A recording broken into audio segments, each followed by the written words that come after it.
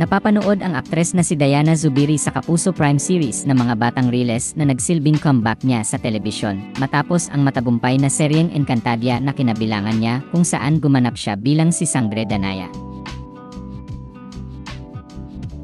Naging bisita ang aktres sa programang Fast Talk with Boy Abunda nitong Huwebes, February 6, 2025 at doon ay emosyonal na ibinahagi niya ang mga hamong pinagdaraanan ng anak niyang si King dahil sa cleft lip at palet nito.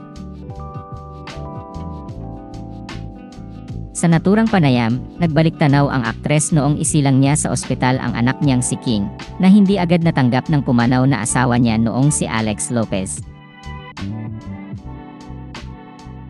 Kwento niya, "Syempre, we are all shocked, especially ako." In denial. Dahil hindi po namin in-expect talaga na ganun. But then, syempre, bilang nanay, tatanggapin mo. And siya, hindi niya masyadong natanggap agad. Naging mabigat yung pagtanggap. Pero, ayon, naging okay rin naman po after a while, Tito Boy.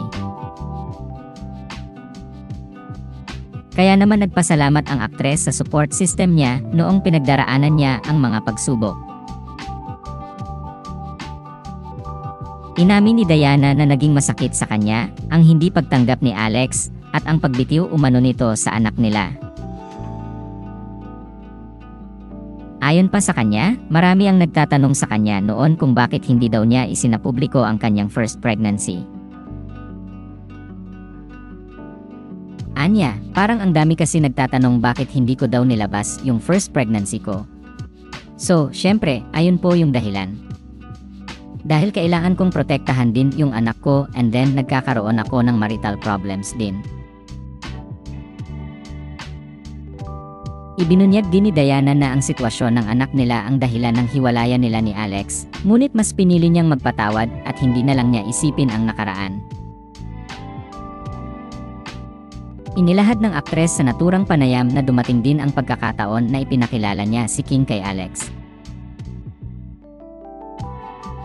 Anya, kailangan ko na lang na kasi ang bigat-bigat pong dalhin. Syempre, every time nakikita ko yung bata, ayoko naman hahanapin niya yung tatay niya sa akin noong time na yon, hindi niya nakikita, hindi niya nakasama. So, ayun, pinakilala ko sa kanya, nakita niya bago rin siya nawala. Matatandaang pumanaw si Alex Lopez noong 2010.